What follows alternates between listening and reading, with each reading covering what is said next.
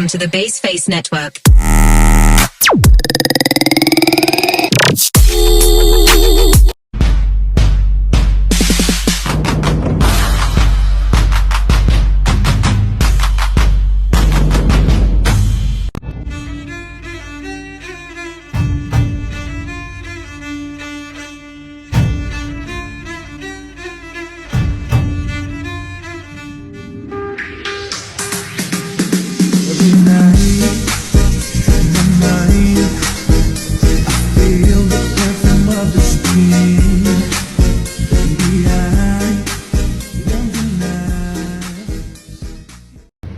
Hai semuanya, Assalamualaikum warahmatullahi wabarakatuh. Shalom.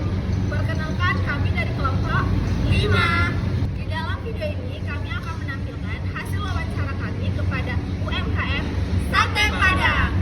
Di dalam video ini kami juga akan menjelaskan mengenai pajak penghasilan ketiga dari pajak penghasilan UMKM. Akan dijelaskan oleh kelompok ini. Mari kita langsung saja ke videonya.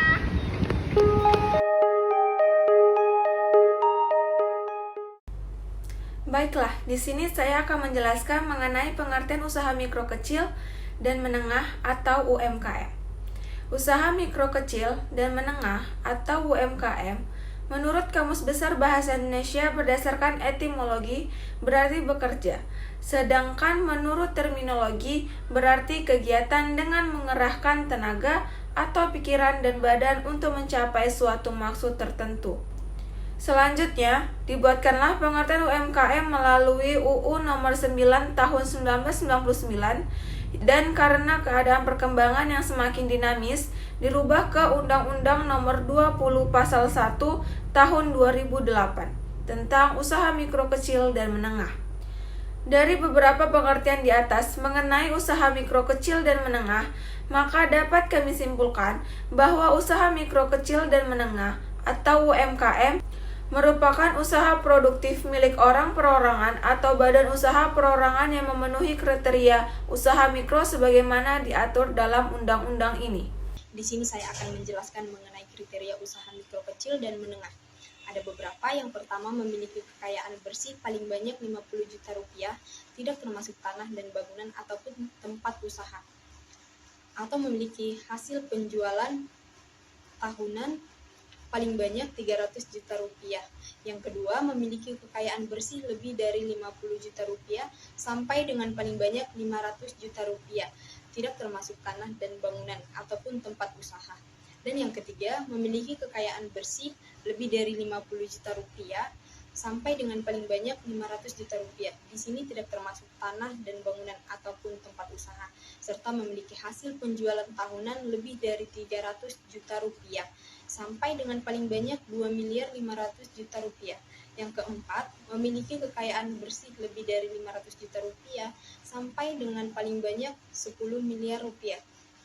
Untuk ini tidak termasuk tanah ataupun bangunan dan tempat usaha dan memiliki hasil penjualan tahunan lebih dari 2.500.000.000 juta rupiah sampai dengan paling banyak 50 miliar rupiah. Tujuan usaha mikro, kecil, dan menengah.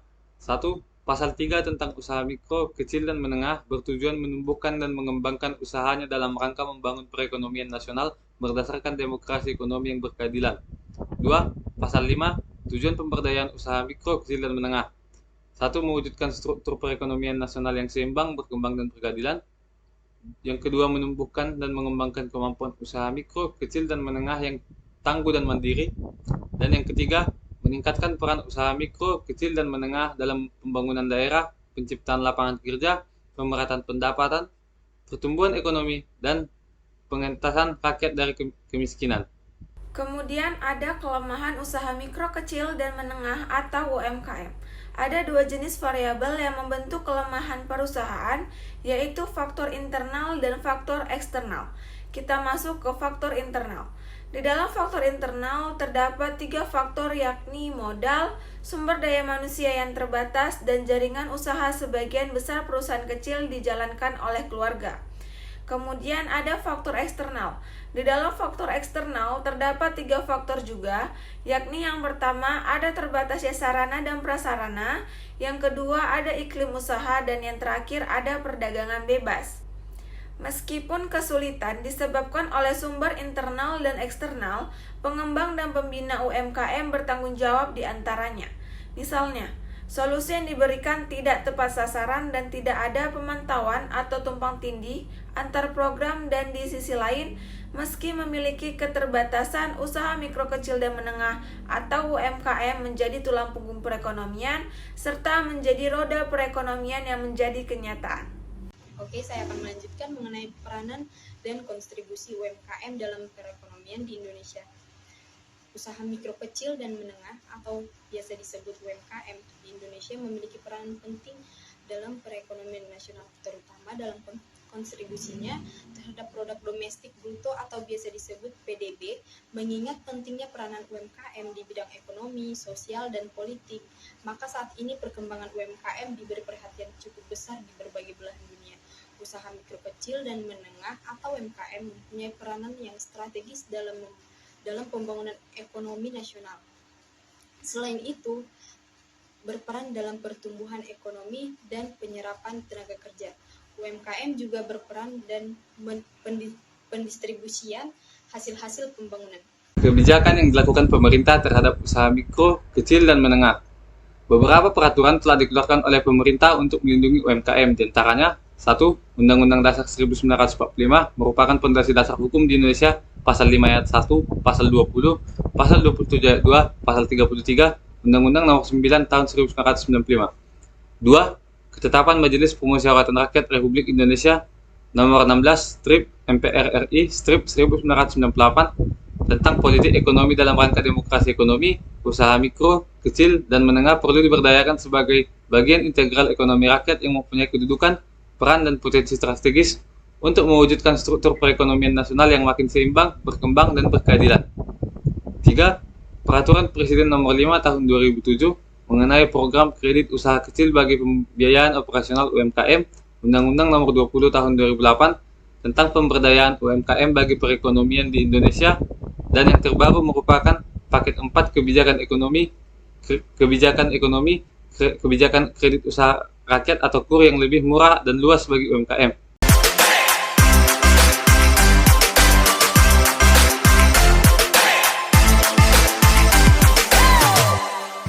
Izin Pak, di sini kan saya mahasiswa dari Politeknik Negeri Medan ingin mewawancarai Bapak sebagai UMKM penjual sate. Untuk pertanyaan pertama Pak, izin dari sejak tahun berapa membangun usaha bisnis sate ini Pak? 2015. Untuk pertanyaan selanjutnya Pak, apa tujuan Bapak membuka usaha ini? Tujuan usaha membuka Bapak lah, bisa mencari nafkah lah. Tujuannya untuk menghidupi usaha keluarga. Itu. Berarti untuk usaha utama ya Pak? Ya, usaha utamanya. Yang kedua, kalau udah beli rumah. Nah, kalau beli Di sini saya ingin bertanya Pak, kenapa Bapak memilih lokasi simpang pembangunan untuk usaha bisnis sate yang Bapak? karena situ banyak anak kos sama anak perkuliahan. Karena situ bisa maju, Terjangkau ya Pak? ya terjangkau harga. Kemudian Pak, siapa saja membangun dan mengelola usaha bisnis sate ini? Suami istri aja. Nah, Dari semua usaha keluarga ya? ya satu keluarga aja. Oke Pak, apakah usaha sate ini adalah usaha utama atau hanya penambahan? Usaha utama. Usaha utama. Jika Bapak memiliki karyawan, hingga saat ini berapa karyawan yang Bapak miliki dan bagaimana sistem penggajian karyawan untuk usaha sate ini? Kalau di karyawannya per hari aja. Per harinya Ah, berapa Pak? per harinya ada yang 70.000.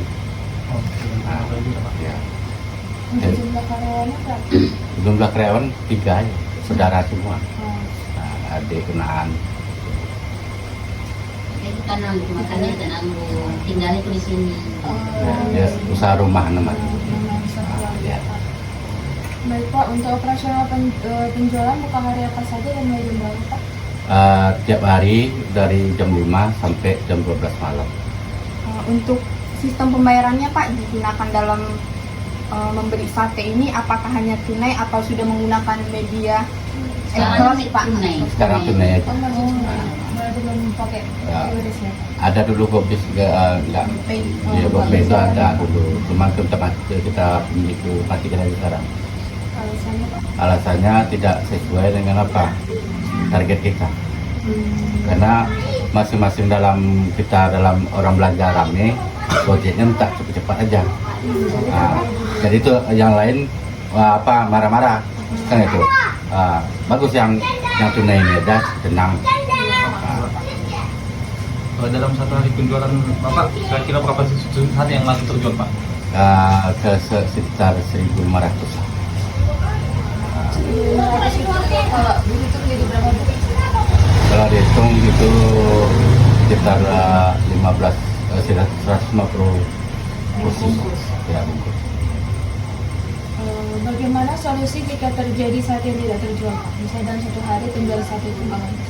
Kalau nggak terjual, kalau kita harus habis sesuai dengan apa harinya, kan ada hari ini rame, besok harinya dikurangin gitu. Nah, Untuk omset 1 bulannya itu berapa kali penjualan sate, Pak? maksudnya apa penjualannya? Maksudnya omset dalam satu bulan itu Pak, Bapak dapat omset berapa? Omsetnya sekitaran berapa? Sekitaran Apa itu? 10 jutaan. Penjualan kalau kan kami kan 10 jutaan. dua, tiga ketengah satu kan. Tengah kan masih merintis kan. Sekitar Rata-rata sehari setengah itu lah. Berapa itu? Pokoknya Sehari 6 penjualannya 1.500. ya sehari satu 1.500.000. 2.500. itu kotor. Kan kita tempat itu kotor. Bersihnya Nggak jualan lagi sebulan. kan? Nah, Jualannya lagi. bersihnya sebulan antara 10 juta. Oh, berarti 10 juta. Bersih itu. Berapa modal yang Bapak keluarkan dalam satu hari penjualan?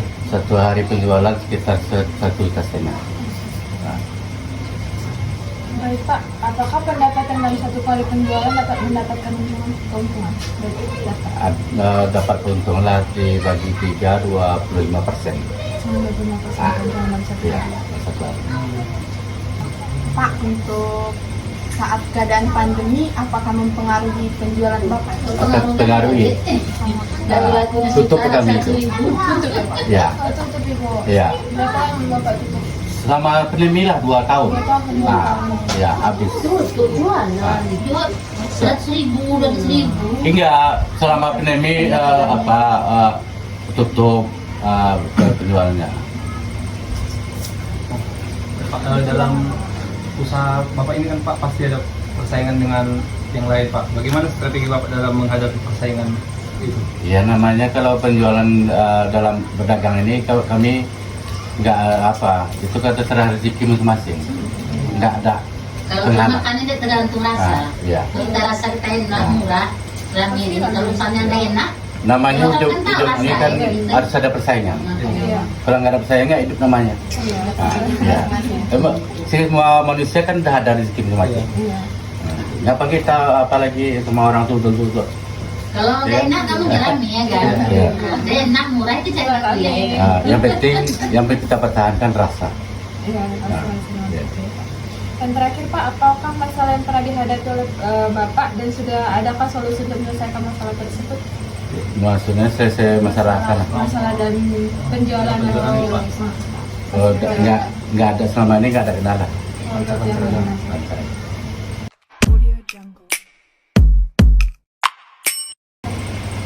Baik Pak, izin menjelaskan karena ini mata kuliah perpajakan, karena omset Bapak di bawah 500 juta, berdasarkan harmonisasi perpajakan UU HPP untuk pelaku bisnis UMKM dengan omset di bawah 500 juta tidak dikenakan pajak Pak. Aturan ini menjadi salah satu bagian dari reformasi pajak yang dilakukan pemerintah untuk meningkatkan efektivitas penerimaan pajak di masyarakat. Maka dapat dikatakan bahwa Bapak masih belum dikenakan dikenakan pajak karena Ya. omset di bawah 500 juta. Karena kita masih usaha perumahan baru, di bawah omset 500 juta. Kalau udah 1 miliar baru kena pajak ya. Itu kalau itu yang kena pajak itu ruko. Dari ruko kita baru pajak. Usaha banyak situ. Kalau ini kan masih rumahan, kerja keluarga semua. Ini keluarga semua ini. Nah, kerja sistem rame-rame juga. Kebersamaan. Ya, usaha keluarga. Ya. Karena kalau kita usaha yang kena Kalau pajak, kita kena pajak kan saya tanya ruko itu kan dia. iya, kita nyuruh.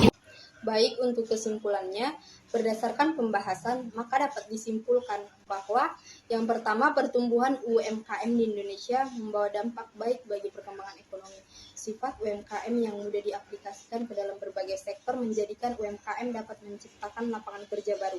UMKM juga mampu meningkatkan jumlah pendapatan negara. Selain bermanfaat bagi pertumbuhan perekonomian Indonesia, tanpa disadari UMKM juga telah mampu mengurangi angka pengangguran di masyarakat, sekaligus juga meningkatkan tingkat kesejahteraan masyarakat.